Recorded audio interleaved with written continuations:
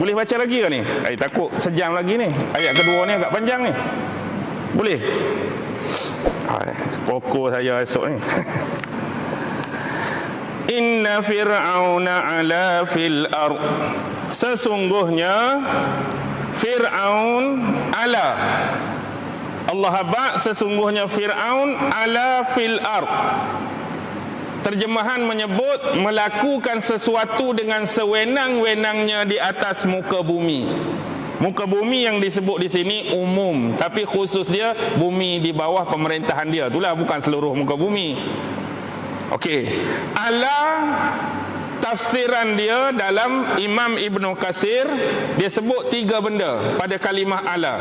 Pertama, takabbara. Yang kedua, tajabbara. Yang ketiga, tagha. Takabbara wa tajabbara wa tagha. Apa maksud takabbara? Sombong, meninggikan diri. Apa maksud tajabbara? Bahasa orang kampung, buat ikut suka hati dia, buat ikut sewenang-wenang dia. Apa makna tagha? Melampaui batas.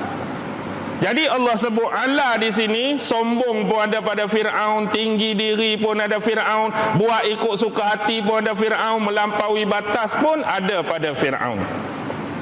Jadi bila itu keadaan dia, wa ja'ala ahlaha syi'a, dan dia menjadikan penduduknya berpecah belah. Fir'aun jadikan penduduk dia berpecah belah. Di sini ada kalimah syi'a. Di sinilah lahirnya perkataan Syiah ni. Bukan nak kata Syiah yang betul tu, maksudnya kalimah Syiah tu diambil. Kalimah Syiah ni satu kalimah yang pada dia tu ada bentuk persamaan, ada bentuk perbezaan. Contoh, kalau kita nak relate dengan kisah ni, Fir'aun menjadikan penduduk dia berpecah belah. Baik. Fir'aun ni seorang penguasa, seseorang pemerintah, raja di bumi Mesir. Kita akan nampak satu benda yang kontradiksi di sini. Kebiasaannya, bila seorang raja, seorang penguasa, seorang pemerintah, dia nak jaga legasi atau warisan pemerintahan dia, biasa dia seru kepada rakyat dia saling bekerjasama, saling tolong menolong, saling bantu membantu, saling bahu membahu, saling bersikap bertoleransi, bertolak ansur kalau dia nak jaga legasi. Ni ayat ni sebut dia menjadikan penduduk dia berpecah belah. Kalau berpecah belah, maksudnya makin lemah. Berpecah belah, tak ada kekuatan. Lagu mana Fir'aun nak jaga legasi dia? Okey. Maksud Syiah ialah dari sudut persamaan, apabila kamu dipecahkan mengikut kumpulan tertentu, kamu asal besar, kesatuan yang besar, dipecahkan. Walaupun dipecahkan, sudut persamaan dia kena terima ideologi yang sama. Apa yang diterapkan dan ditanamkan oleh Fir'aun, walaupun ada grup ni, kumpulan ni, aliran ni, mazhab ni ke apa ke, kamu kena percaya bahawa Fir'aun adalah pemerintah yang paling unggul. Fir'aun pemerintah yang paling utama. Fir'aun pemerintah yang tidak terbatas. Segala undang-undang yang digezet, segala perkataan dia kena dengar, kena akur, kena taat, kena patuh. Maksudnya walaupun pecah tu, persamaan dia semua kena anggap Fir'aun macam tu. Tetapi perbezaan dia ialah dari sudut value, mutu, kelas ataupun kasta tu. Contoh, di sisi Fir'aun ada grup ahli-ahli sihir dia. Di sisi Fir'aun ada grup ahli nujum dia. Di sisi Fir'aun ada grup menteri-menteri dia. Di sisi Fir'aun ada grup elit-elit dia. Ada grup bangsawan-bangsawan. Ada grup peniaga-peniaga, pakar-pakar ekonomi. Ada grup yang bawah, buruh-buruh, kerja di ladang, kerja di sawah, kerja di kebun contoh, buat rumah batu, buat bangunan, buat piramid macam-macam. Dia pecah-pecahkan. Dan pula satu kumpulan dengan satu kumpulan dia menentukan level. Ni bukan kata berkawan, masuk dekat pun tak boleh, bercakap pun tak boleh, bergaul pun tak boleh. Dia tentukan dah. Okey, dia pecahkan. Kalau kita kata jadi macam ni, sebab itulah dia buat macam ni. Dia tak mahu adanya kesatuan dan kekuatan. Kalau makin pecah, ada perbezaan, dia tak akan bersatu. Bila tak akan bersatu, siapa nak lawan Fir'aun? Siapa nak lawan Firaun? Baru rakyat hak rasa dizalimi, rakyat hak berasa ditindas, kita akan lawan Firaun, kita akan tentang Firaun, kita akan berontak Firaun. Mari tentera kat belakang. Tak ada apa, senyap terus. Tapi kalau semua sepakat, kita semua sepakat ni, bukan kita tak mau raja, bukan kita tak mau pemerintah, tapi dia dah buat zalim, dia bunuh anak perempuan Bani Israel hidup-hidup. Perkara ni tak boleh dibiarkan, kita kena bersatu. Kalau semua bersatu, lingkuklah Firaun. Tapi Firaun dah buat awal-awal ni. Inilah yang disebut divide and rule, pecah dan perintah. Kalau nak buat ayat muda-mudi sekarang, Firaun dah lama buat, kita saja yang lalai. Ayat budak-budak kan. Dia dah buat lama dah sistem ni. Sama ada kita terbuat benda yang sama mengikut era kita, zaman kita, itu perbezaan dari sudut masa. Tapi sistem tu, kalau kita nak tengok kekuatan Bani Israel, tuan-tuan boleh bayangkan tak? Mereka hidup zaman Nabi Yusuf lagi di Mesir. Lama sampai zaman Nabi Musa pun agak-agak tak beranak ke Bani Israel ni? Tak bercucu ke? Tak berkembang biak ke? Memang akan berkembang banyak. Tapi di mana kekuatan mereka untuk lawan penindasan dan kezaliman yang Firaun buat? Sebab Bani Israel pun sendiri dipenuhi dengan apa? Sifat resis mereka, sama mereka. Sebab mereka pun ada apa? 12 Bani Israel tu. Oh, hak paling hebat kumpulan kami, keturunan Lewi, keturunan Yahuza, keturunan apa? Keturunan Dan. Alah, low class. Keturunan Bunyamin, low class. Mereka sendiri pun ada sifat macam tu. Sama mereka. Macam kesatuan nak datang macam mana? Tak ada kekuatan. Begitu juga yang musuh-musuh Islam buat pada kita. Pecahkan kita kepada negeri-negeri tertentu, ada sempadan, ada geografi dia. Dulu bila kita sebut Syam, kita boleh gambarkan Syam ni satu wilayah yang besar. Sekarang ni bila sebut Syam, dalam tu ada apa? Ada Syria yang nama kita tak kenal pun sebelum ni. Ada Lebanon, ada Jordan, ada Palestin, nama-nama. Lepas tu hak negara-negara baru, hak dulu tak ada lah, kita kata macam UAE, Kuwait, Qatar, Bahrain ke, baru ada semua ni. Tapi dah jadi kecil. Dan ada polisi kenegaraan masing-masing yang perlu mereka ikut dan patuhi. Jadi benda macam ni, pompa-pompa, kami ada polisi negara kami sendiri, kami tak boleh campur lah. Padahal isu melibatkan saudara Muslim, sama-sama Islam. Contoh paling mudah, negara Israel yang besar, tak berapa besar tu, dikelilingi negara Eropah ke negara Islam? Islam. Siapa jiran-jiran Israel? Arab Saudi, besar, kaya lagi. Mesir, besar, tentera ramai, antara yang teramai. Lebanon, Islam. Jordan, Islam. Tak kira lah hak percampuran agama tu, tapi nak habak tu. Hak belah sini sikit, ada Iran, ada Iraq, ada Syria, ada Kuwait, hak dekat-dekat tu. Tapi bila jadi isu Israel Palestin, bila nak selesai? Beratus tahun dah tuan-tuan, beratus tahun dah tak selesai. Tapi tengok bila Rusia serang Ukraine, bukan nak angkat orang kafir ni. Bila Rusia serang Ukraine, segala adik-beradik NATO siap hantar bantuan. Walaupun tak turun secara, kita kata secara tersurat. Ni hantar kereta kebal sikit, ni hantar bom sikit, ni hantar peluru, ni hantar senjata. Ada terus saja bantuan. Tapi kita beratus tahun pun duduk lagu tu.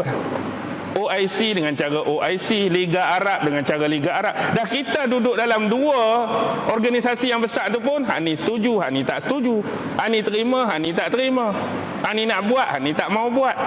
Macam-macam nak jaga kepentingan. Kadang-kadang sama depa tu dia ada pecah blok pula. Negara Arab sendiri, Islam sendiri, hak ni hak sokong blok timur, hak ni hak sokong blok barat. Macam-macam nak jadi. Kenapa adanya perpecahan? Sebab kita sentiasa cari perbezaan, bukan persamaan. Saya nak ambil contoh mudah nak bagi faham.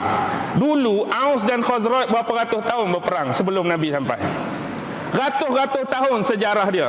Tapi bila mari Rasulullah memperkenalkan Al-Quran, datang memperkenalkan sunnah dia, hak bergaduh beratus-ratus tahun ni boleh duduk bawah satu bumbung.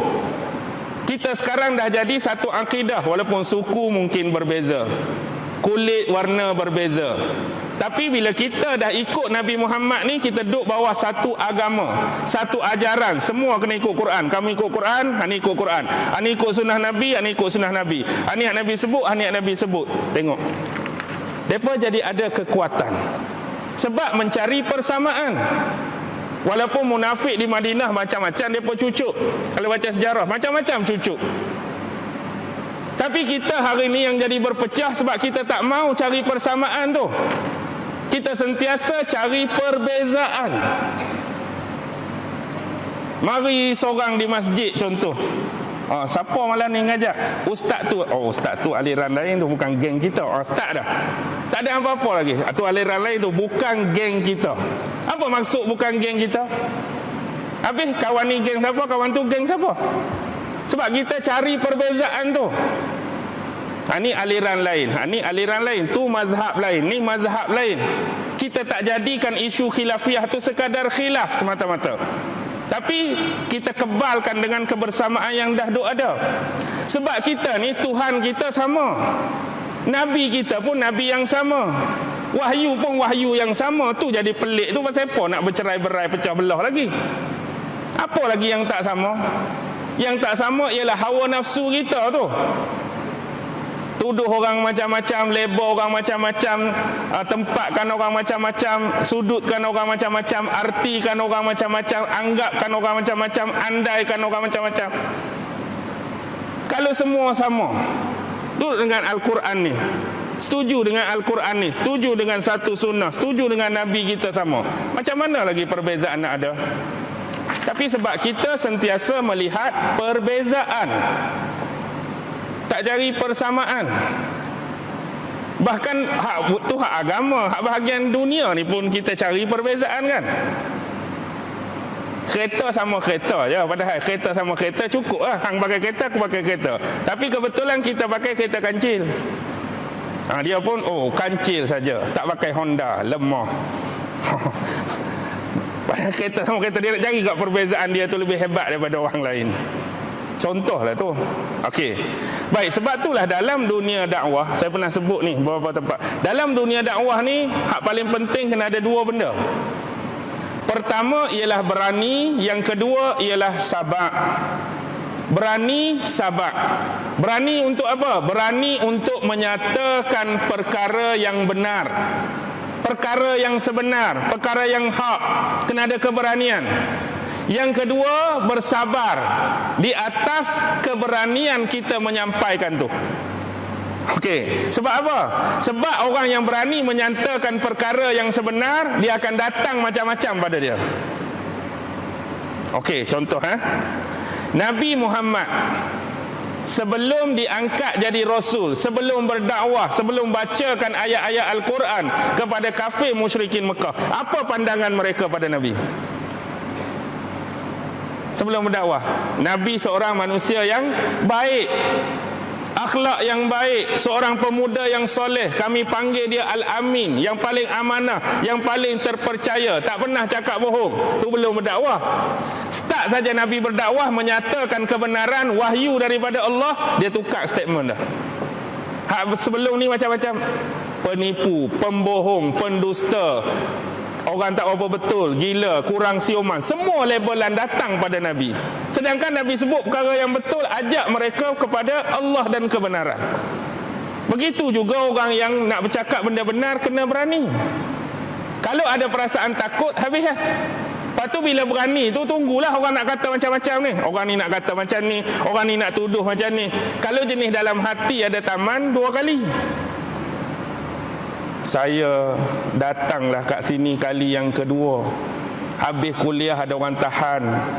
Waktu kat gelap tu, ustaz ni macam ni lah, ustaz ni macam ni lah, ustaz ni.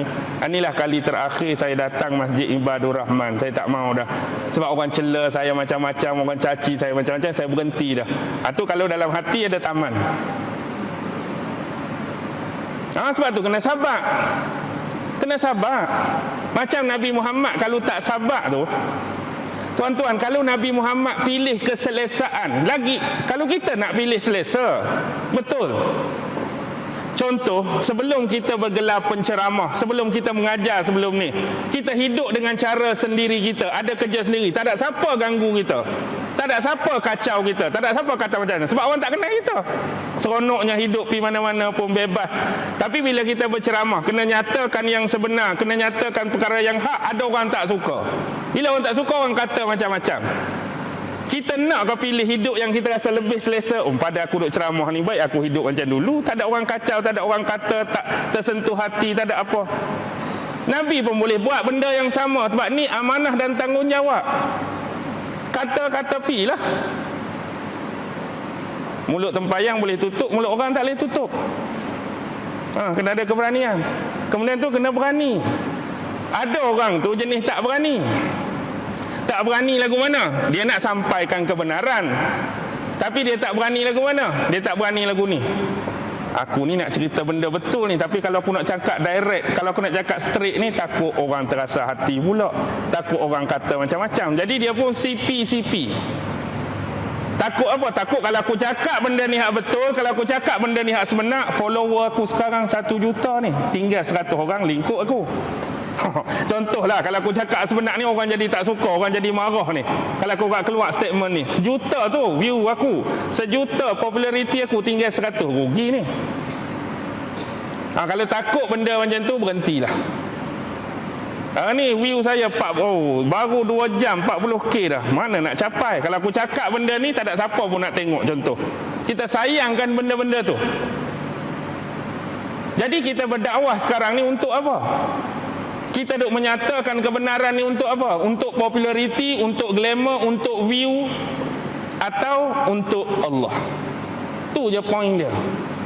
Saya pernah sebut sebelum ni pun, kalau kita ada ikhlas niatkan pada Allah, semua benda tu akan datang sendiri. Semua akan datang sendiri. Tapi kalau kita mencari itu lebih awal, kitalah yang cari nahas. Kita akan dapat benda tu lah. Nak populariti, populariti lah. Nak glamour lah. Nak view lah. Nak subscribe saja kita dapat. Tapi perlu ingat dua benda tu. Berani dan sabar. Sebab duk sabar ni lah boleh lagi ni. Kalau tak ada sabar, berhenti lama dah. Kalau nak kira kan, hidup pun selesa, tak ada orang kacau, tak ada apa. Okey.